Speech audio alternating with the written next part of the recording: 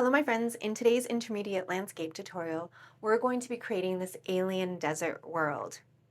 This is the tutorial you need if you want to improve your ability to create unique worlds and believable environments.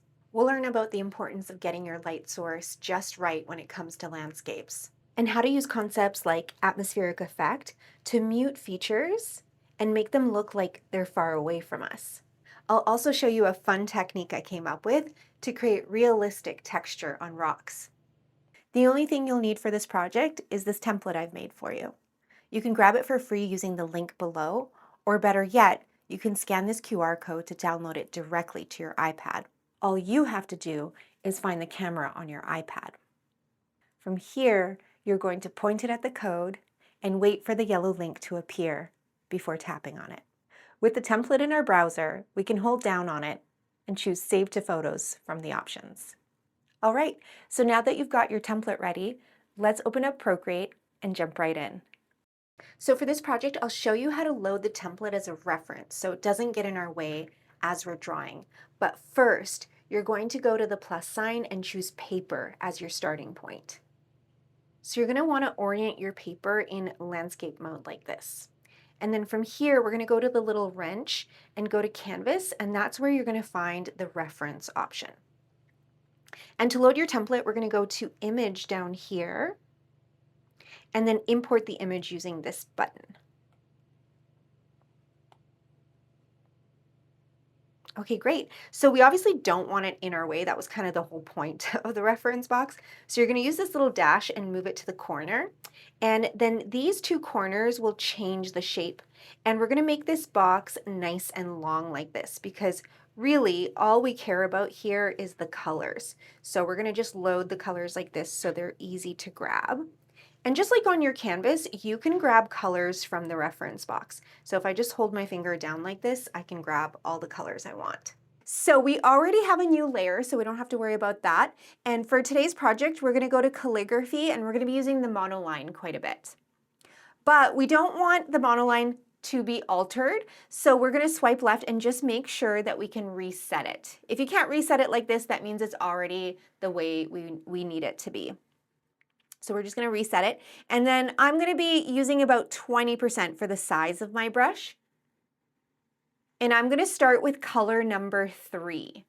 And I'm just going to draw a line through the middle of my screen. So obviously if you hold your pen down, you'll get a nice straight line, which can help with this. And we're just going to color this bottom part in with this color.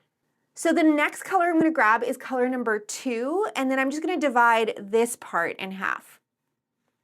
And you can see my lines are kind of wonky. I don't really care about that because I'm just going to blend this background. And then color number 1 goes on the top here. So we have 1, 2, and 3. And of course, the next step is going to be a nice Gaussian blur. I know I pronounce it kind of weird, but that's actually the way you're supposed to say it. So we're going to go to Gaussian blur right here, and then swipe your pen to the right to get the colors to blend. The more you swipe your pen to the right, the more they will blend. It's up to you how much you blend it. If you like it less blended, that works too. Mine is probably around 80% if I was to look behind my reference box. So we're going to grab color number 4, and of course we need a new layer because we're going to be starting a whole new thing. So we have a new layer, and we're going to start by drawing a line in the middle again, but this time we want our line to be nice and parallel. So I'm going to draw my line and then watch what happens when I put my finger down at the same time. So I'm holding my pen down, and then when I put my finger down, it makes sure the line is nice and parallel. And then I'm going to do another line, and then you'll really be able to tell that this is parallel because when you put your finger down, you can tell that the lines both go exactly in the same direction. If they went on forever, they would never meet up. That's kind of the definition of parallel lines. Anyways, once we're done with this, we're going to color it in. It's just going to create like a nice base for the mountains that we draw. So I'm going to start in the middle. That way I can space things out very nicely. So I'm going to start in the middle here, and I'm going to kind of wiggle my brush as I draw. So this mountain is going to be like a little bit smaller than its friends, but this is kind of what it's going to look like. So I'm going to color this in after I'm done. So all 3 mountains are going to go on the same layer. And then this one is going to be probably my tallest. This kind of reminds me of like sand castles. But rocks can have all different kinds of shapes. So you can see if I zoom in, it looks kind of wiggly. So the way that I'm doing that is I'm pretending that, like, I don't know, there's ants crawling on my hands, or I ate too much sugar today, or maybe I had some coffee, I don't know, but just kind of like wiggle.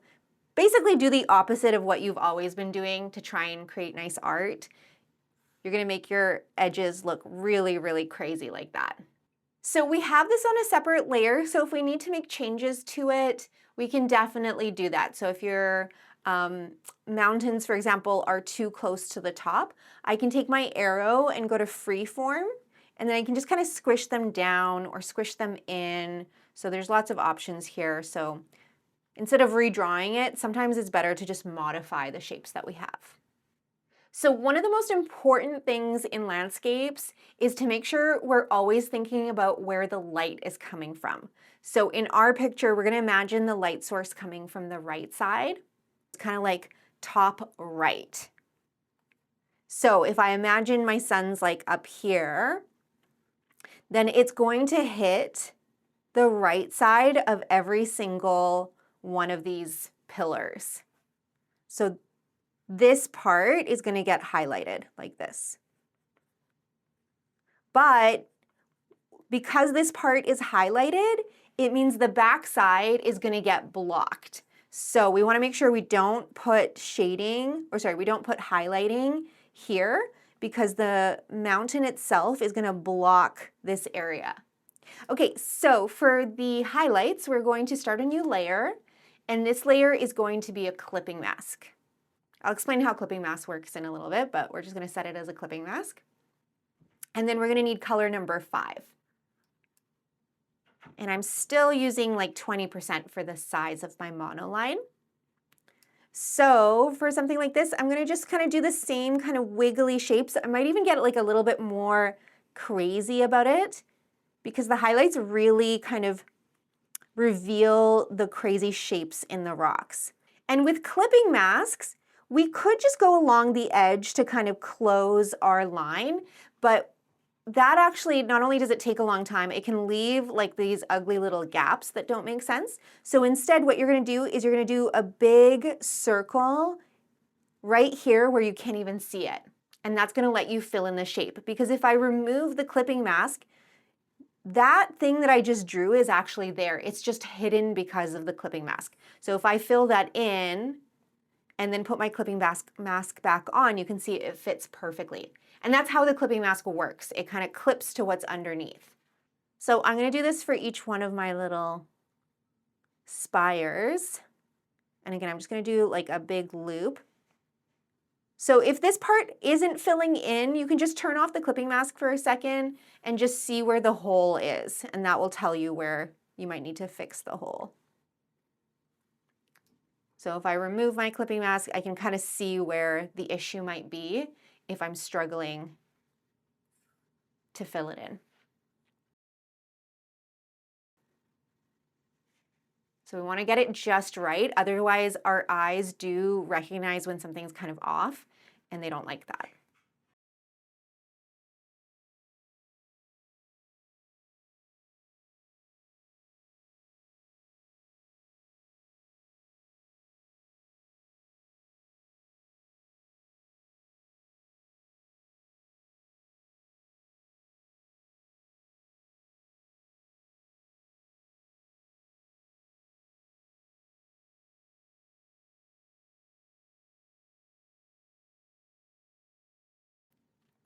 Okay, so now we're going to add highlights on our highlights. So we're going to grab color number 6. And this is kind of wacky to me when I first learned it, but you can turn on alpha lock on a clipping mask. So even though clipping mask is kind of already like alpha lock, you can double them up. So I'm going to turn on alpha lock, and then with color number 6, I'm just going to add like a little sliver of a highlight here on the right edge like this. and it's only going to go on the highlights. So it's a highlight of our highlight.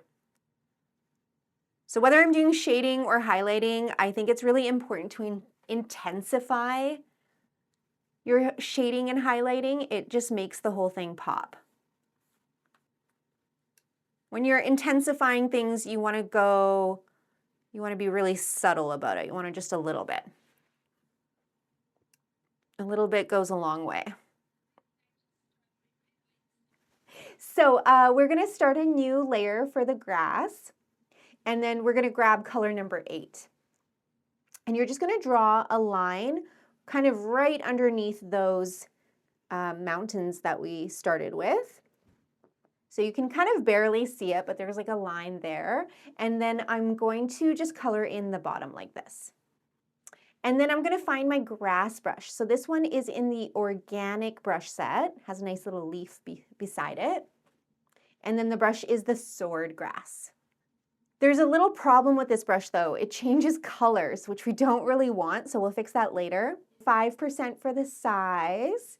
And when you start drawing here, we're just gonna kind of like get the edge. So we don't care about the inside part. We just want the edge to have these little blades of grass. And this is just a really convenient way to do that with this brush. So we're just gonna add it there. It does not have to be straight or anything like that. So I'm just going across.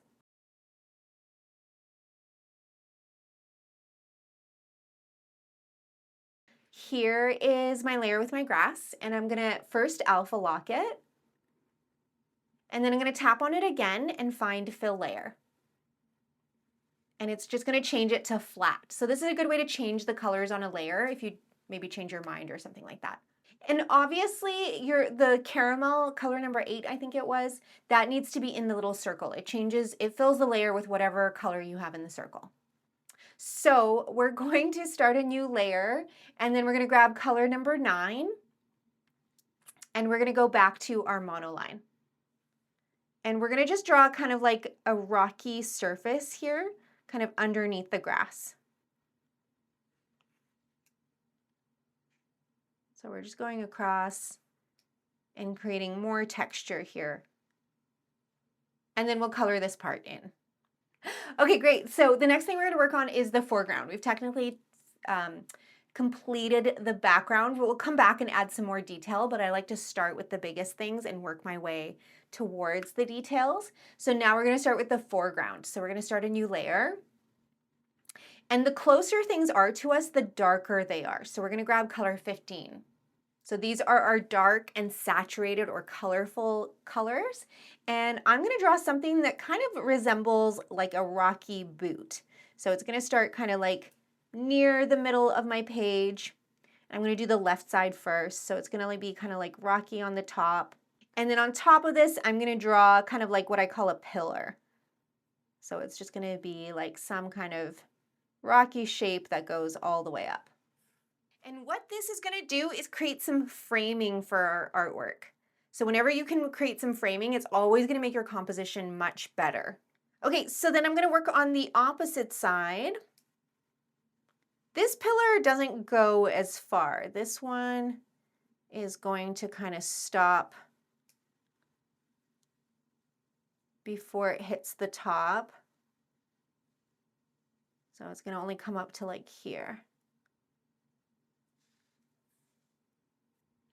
Okay, I am going to start thinking about where to put my highlights here for this part. So again, the light is somewhere here on the right side, and so it's only going to be hitting this rock right here. It's not going to really touch this part. We're going to have some like little mini highlights, more to kind of reveal the texture. Okay, so we want to start a new layer, and of course this layer is going to be a clipping mask. And then we're going to use color 16. Color 16 does not look like a highlight, but because we're putting it on this very, very dark color, it actually will work as the start of a highlight. So you can see I'm kind of just highlighting the whole like left side all the way down. And then just like before, I'm going to do a big loop and then color this in. Okay, let's do the liquify. So we're going to go to the magic wand and grab liquify. And then we want to set it to crystals. So for me, crystals is here in this menu right there. For you, it might be like in this area, depending on like the type of iPad I think that you have. So yeah, two different spots that it could be hiding. And then I'm going to set my size to 40%. Everything else we can maximize. So pressure, distortion, momentum, maximize that. And then this is really my favorite part of the project. So what you want to do is kind of hold your pen down and you're going to see this texture appear on the edge that looks way more realistic than what we had before. Because when things are really close to us, we start to see way more detail. And so this really works for this part. You know, like when I first started using Liquify, I was like, well, I guess this is just for like tie-dye or like lame things like that. But now it's like so many cool things you can do with it. Yeah, and the trick is definitely to hold it down in one spot for like a prolonged time. So the next thing we're going to do is start another new layer that's a clipping mask. And we're going to kind of redo these steps. So but this time we're going to use color 17. And then I'm just going to do like a smaller version of this. So I'm going to draw like a smaller kind of, it's not really following the same shape, but it's kind of on the edge here. So color 17 only goes where you put color 16. We don't want color, this color that we're using right now in spots where we don't have that soft brown color. So for this next part, I'm also going to turn on Liquify, but maybe I'll make my brush a little bit smaller. So maybe like 25 or 30% would be better. Actually, I think I'm going to go a little higher, maybe like 33. Yeah.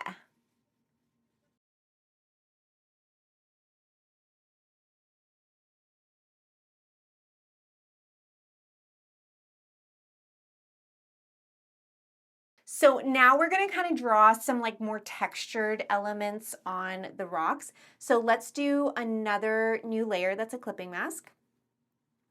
And we're going to come back to color 16.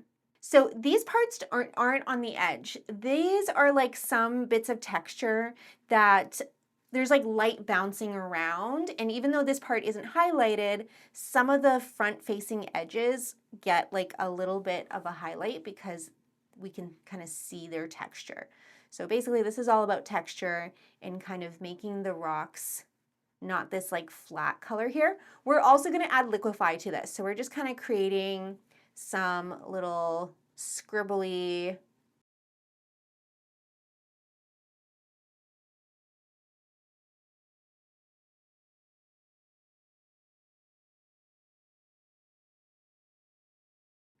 so I'm also going to do some of these little scribbles here on the left side. So you guys are probably really good at drawing these little scribbly shapes now, no big deal. And then we're going to go to the magic wand and also liquify their brains out.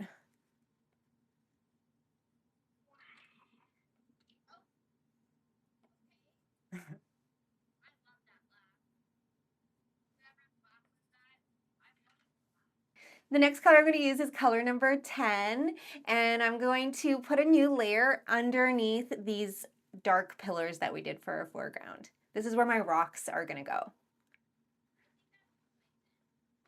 So for the rocks, I'm going to kind of draw like a wiggly base for them like this, and then I'm going to draw like a rocky shape on top. That way the rocks kind of feel like they're in the ground, like resting on the ground, I guess, instead of just kind of being floaty. So technically the rocks in the back should be smaller and flatter because they're further away from us.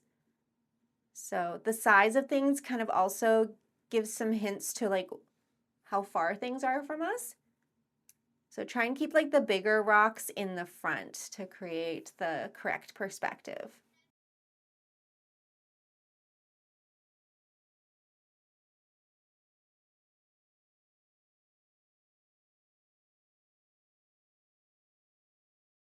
Okay, so now that we have our lovely little rocks, let's add some shading to them.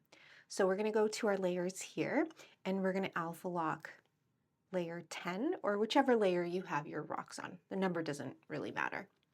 And then let's grab a different brush. So we're going to go to painting and we're going to grab our Nico Rel brush. This is a really nice brush for landscapes. So with the Nico Rel brush, we're grabbing color number 12 for the shading, this one right here, and then 30% for opacity, or somewhere around there. And for the size, I'm probably going to start with 6%, but of course, please adjust your sliders as you're working. Those are just the settings that work for me. So if we think of the light source coming from the right side, like right here, the shading is definitely going to go on the bottom. So I'm going to add some shading on the bottom, and then the left side like this. And I'm going to just kind of build it there. So every single rock is going to get this. So it's going to take a little bit of time and patience. And I like to start with the larger rocks because I'll probably have to turn my settings down, my size and stuff down for some of the smaller bits.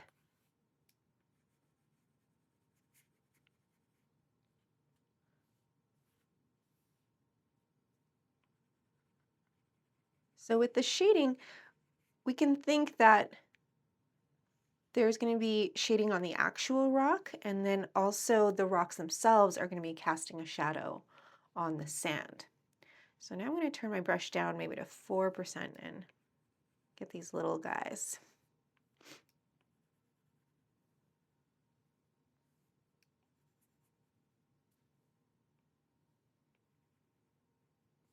The wee little guys.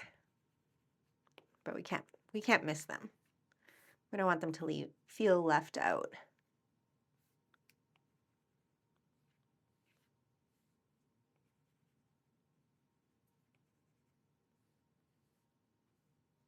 Okay, so if you need a little bit more time shading your rocks, you know what to do. And we're gonna start on the next part here. So I've got all my little rocks shaded, and now I'm gonna do what's called a drop shadow. So this is the shadow that the rocks are casting on the surface below. So I'm gonna start a new layer underneath my rocks, but this is gonna be a special layer. So if you go to the N stands for normal, and we're gonna pick the linear burn blending mode. This is a really good one for shading, especially when you're just starting out with blending modes. And I'm gonna grab technically color number 30. I didn't label it, but this is a good gray color, nice light version of itself. And now we're going to start adding our shadow. Maybe let's go back to a bigger size. So I'm going to stick with 5% here and still 30% opacity. And you want to start with the shading underneath the rock. And then you're going to kind of create like a similar looking shape. So what you have above, so too you have below, but you're going to add something a little extra to it. Because the light source is here, the shadow is going to get kind of like pulled to the left. So we're going to kind of like distort it and kind of pull it to the left. So we're going to do this for each one. And again, I'm going to start with the big rocks and try and work my way towards the smaller ones. So I've got a matching kind of shape, mostly focusing here on the bottom, and then I'm going to kind of like pull it out. If you're not in love with your shading, you can always grab your smudge tool and set it to exactly the same settings as you're using for your brush. And you can give this a little smudge. Sometimes people like the results more, so that's something worth trying. So see this rock is getting a little small for this size brush. So maybe let me get this one here. And I'll make it smaller. So when you're painting or drawing, or I guess anything really in Procreate, you want to be like constantly adjusting your sliders. You'll get kind of a feel for it the more you work on it. So the sliders, the settings that I tell you at the start there, when we're starting a new step, these are kind of just suggestions, I would say.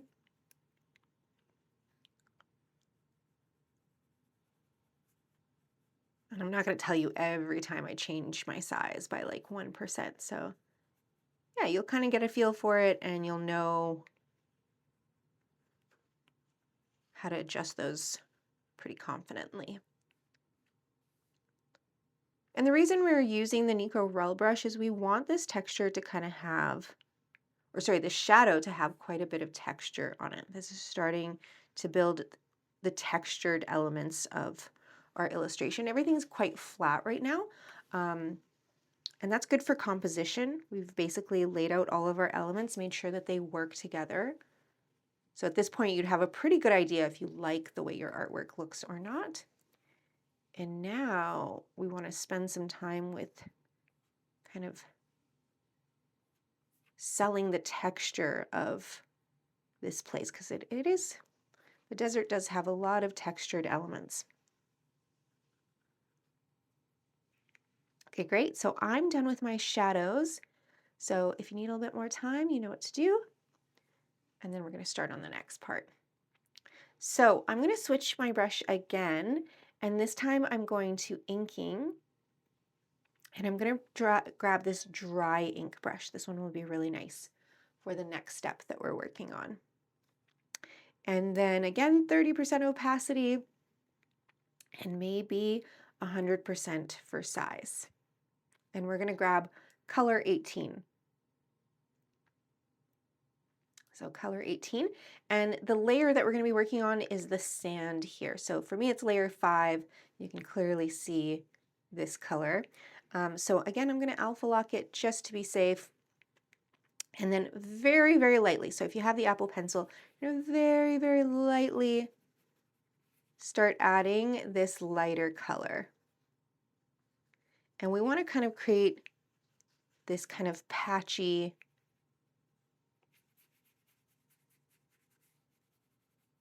look to the sand. So keep this color mostly in the front. So like if I cut my sand in half, I'm going to keep this in the front half.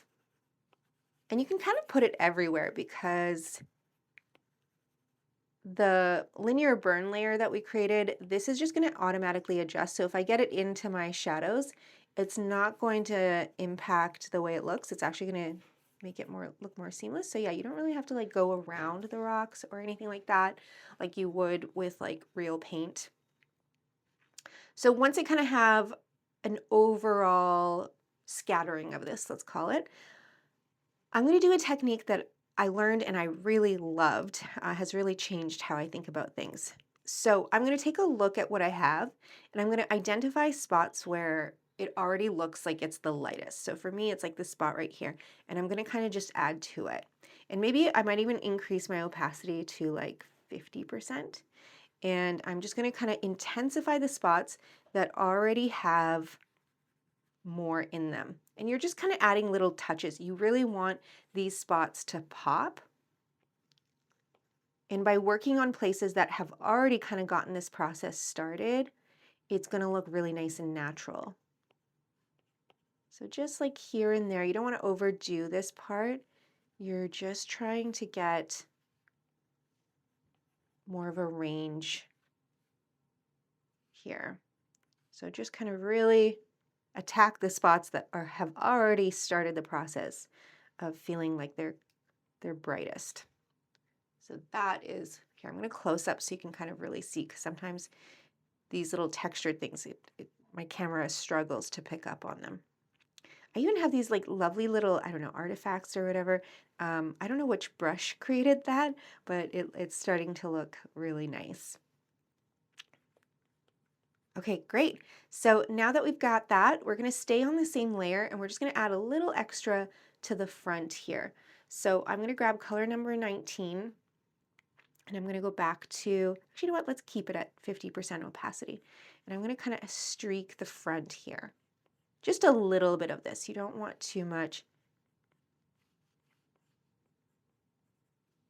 So just a little bit of streaking here with this brighter orange. So 19 and then 20 on top of this. So wherever you have 19, you can kind of add a little extra with 20.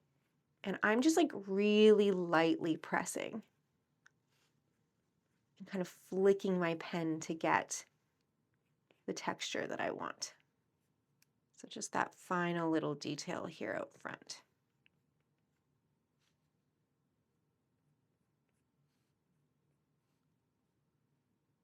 Okay, so hopefully that sand is looking pretty good, pretty sharp.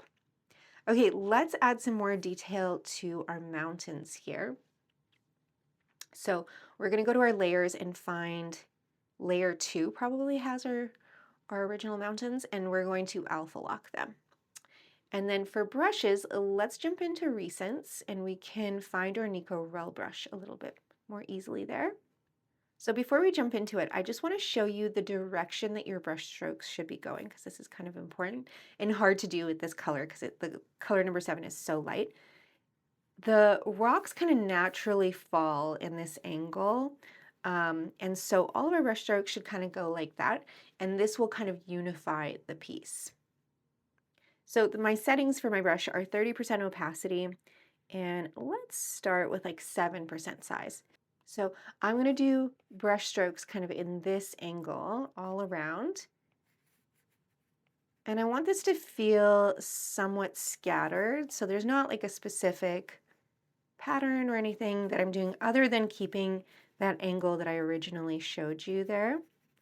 So I'm just going to kind of do a light scattering, and then we're going to go back the way that we did on the sand and just intensify the parts that have already started to kind of pop out,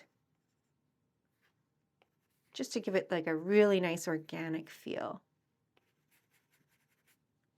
Okay, so I'm pretty happy with that. That doesn't take too long.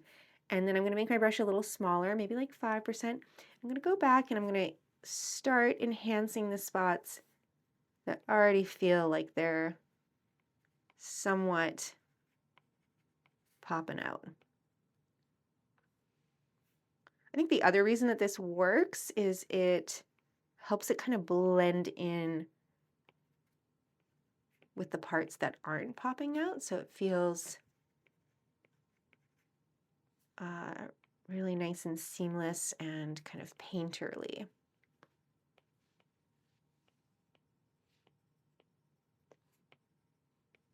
I like this part of the project. It really starts to feel like I'm painting. When we were drawing our shapes, that felt very digital art, but this kind of, the movements of my brush, this starts to really make me feel like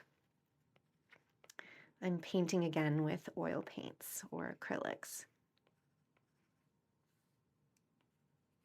and having some really nice brush expression. Okay, so I'm pretty happy with that. I'm just going to zoom in so you can kind of see what that looks like, what we're aiming for, and then we can start another step. Okay, let's get some clouds sorted. And you're going to have to kind of trust the process on this one. So we're going to go to layer 1 and start a new layer. And the reason that we're going to trust the process is because I'm going to use color 24, which feels like a color way too dark for clouds. But we're going to work our way up. So we're going to go 24, 23, and then 22. And 22 is actually going to be the dominant color here. So just kind of go with it. So for the brushes, there's a really good cloud brush here in Elements. It's called the Clouds brush. It's really good, but a lot of people don't know how to use it. So I'm going to give you a really good handle on it. So we're just going to draw one nice cloud, and then we'll move on to the other ones after, once we kind of get the whole process and we can kind of see how it works. So for the size, I'm going to go with a slightly larger size. So 20%, because I want the nice fluffiness. Actually, you know what? Let's go 25. Let's make this cloud our like centerpiece. So I'm going to just, sometimes I like to tap because I really want this texture that it's giving me, these really nice shapes. If you kind of go around in a circle too much, you start to lose that, which might be nice for like some of the middle parts of the cloud, but for the edges, we kind of want to tap to get nice like edge rendering. Okay, so that's a pretty nice fluffy cloud, but the thing with clouds is that they're often flat on the bottom. That's what kind of makes the clouds look good. Obviously, there's a million different kinds of clouds, but these are the ones that kind of look good in my landscapes. So anyways, I'm going to go to my eraser and go to airbrushing, and I'm going to grab the last one, the hard airbrush, and I'm going to make my brush really big. And this is where I'm going to draw a straight line with my eraser, because you can draw straight lines with your eraser, and then put my finger down. And that just make sure that that straight line is nice and parallel. And I'm going to actually flatten the bottom of my cloud. That looks obviously very unnatural. Actually, I'm going to take off a little bit more. So we're going to come back to the cloud brush, make it a little smaller, and then just kind of like work to get rid of this line here. So you want like the big floofy bits at the top and then like a straighter version here. Then I'm going to put my brush size at like 4% and maybe even make some like wispy bits. So a cloud is a 3D shape, and what a lot of people don't do is they just pick one color and like make their cloud with like a more of a white, I guess, and their clouds never really turn out that good even though they're using the cloud brush. So let me show you how to fix that. So if you need a little more time kind of shaping your cloud, but we're going to jump into making it look 3D.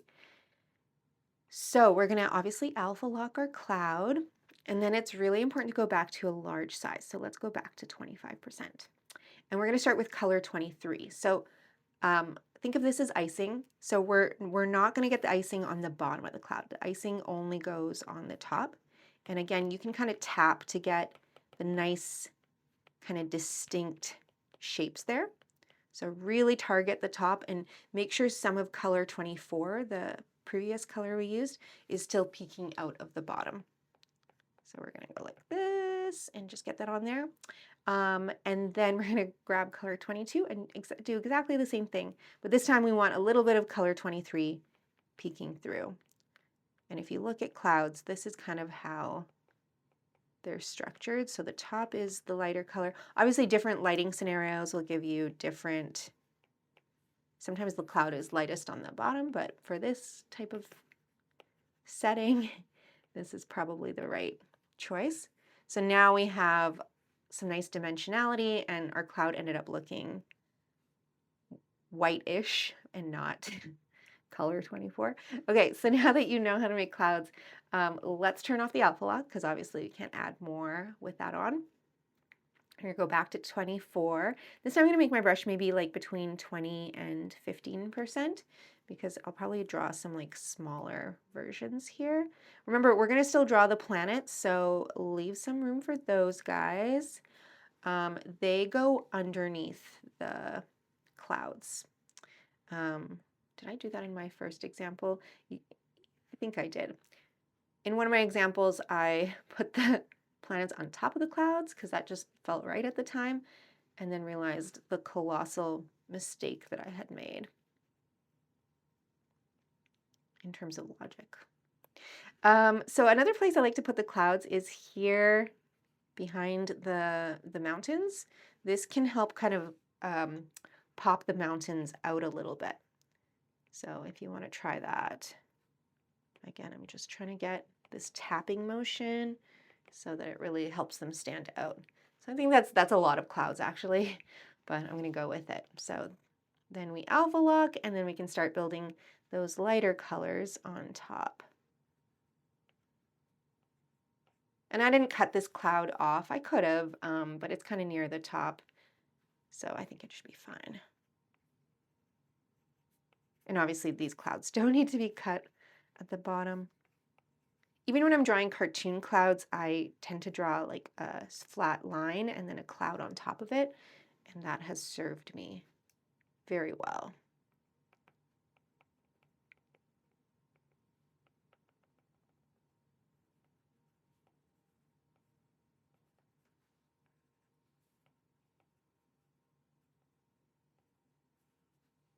Okay, awesome. So we're going to move on to the planets next. And we probably actually should have done the planets in the laying out stage, but here we are. So we're going to go to layer 1, and we're going to start a new layer underneath our clouds. And then let's go back to our monoline. So I'm going to go to calligraphy and find my monoline there.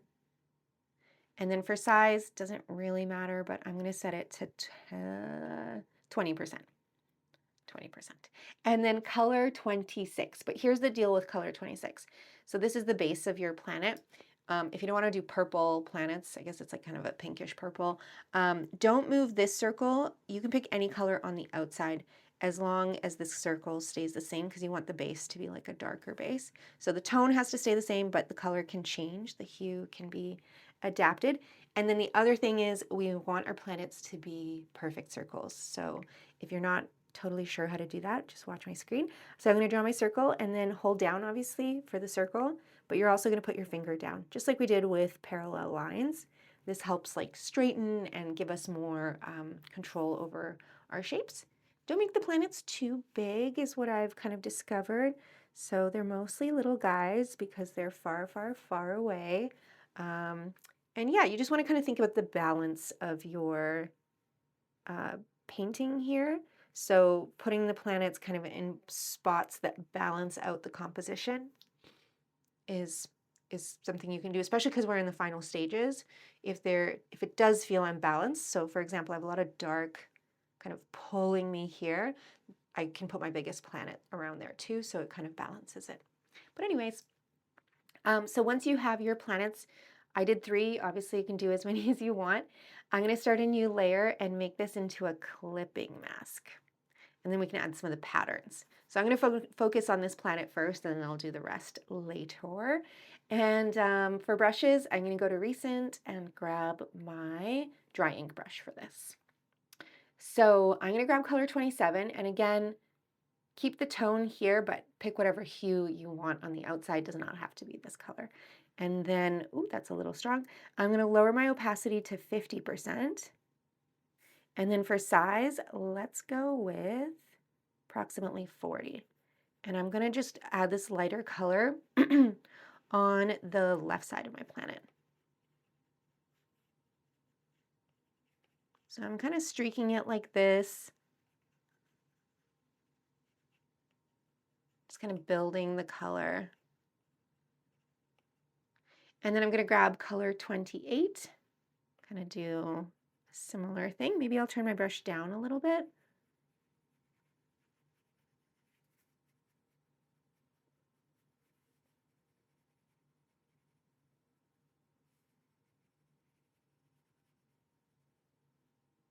Great, and then the last color is color 29.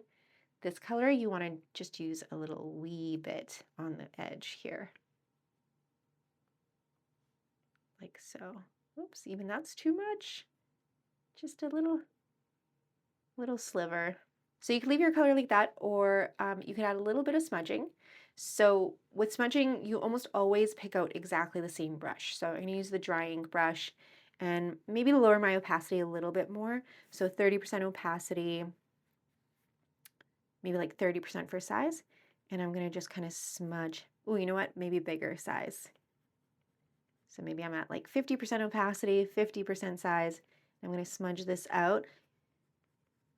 The important thing about smudging is not to overdo it. You don't want to turn this into, like, I could use Gaussian blur if I just wanted to turn this into like a perfectly smooth smudge, but no, I want to leave some of those nice little streaks there. So that's what my cute little planet's gonna look like. Actually, that's my biggest planet. That's the mean one. Okay, so now that you know how to do planets, let's do the rest. So I'm gonna just keep going. It's a little hard if you use different colors. Hopefully your colors got saved in your history. Sometimes my history lets me down, if I'm being honest. I don't know if other people have that problem with their iPad, but that one doesn't always work for me. So I have to like remember to save my colors. Otherwise I run into major issues, especially when I'm painting, where you can't just you can't like pick up the original color because you've like blended it. And so, yeah, it kind of drives me crazy.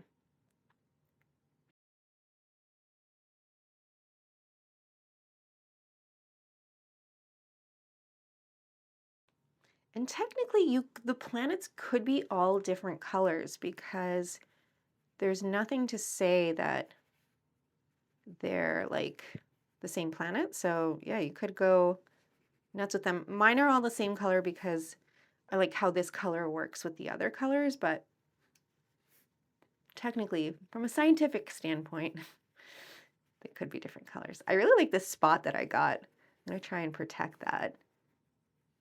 That turned out really cool. Almost like the spots, oops, almost like the spots on, I think it's Jupiter.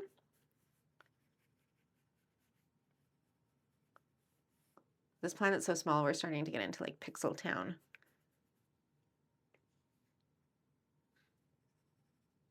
And actually, as an artist, you have to be pretty mindful of Pixel Town, I call it.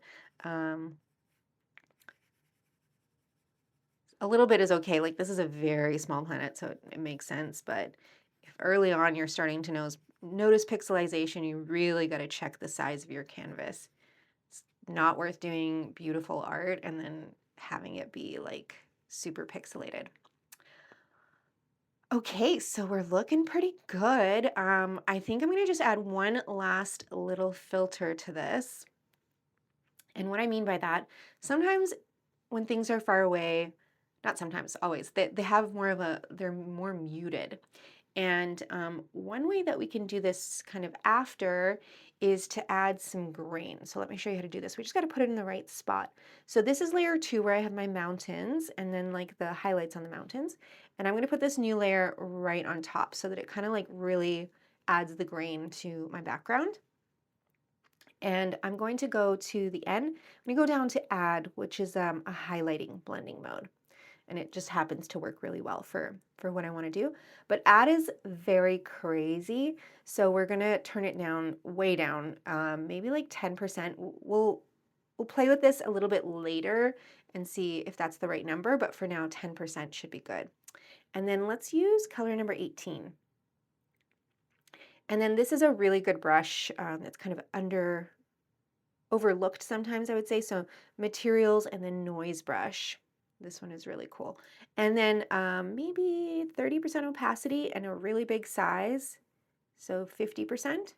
So 30% and 50%. And you're just going to lightly add this. And you don't have to keep this. This is just something that I think is kind of like adds something to this picture. And you can see it kind of has, I don't know, like from old vintage camera look or whatever, but it helps mute the background and helps kind of push things further away. And it kind of helps separate what's happening in the foreground from the background. So let's just adjust this. So make sure you have like a good view of it. And then we can go back to that slider and see, obviously like that would be nuts. And then you can kind of find that sweet spot where you can like just barely start to see the grain. So you know what? I'm going to actually put it at 8%. But trust your eyes on this and you can kind of put it at whatever you want. So that's basically the landscape. I hope you enjoyed this project as much as I did. And then I'm just going to show you how to get rid of this guy. You just tap on it and like X out of it. And then the last thing I wanted to mention was this is obviously a great project for video playback. So you can go video and then time-lapse replay and watch all the magic again. And this is really great to share with friends, especially if they're kind of cynical about digital art and like whether you even drew it yourself kind of thing. You can just show them this. So anyways, enjoy.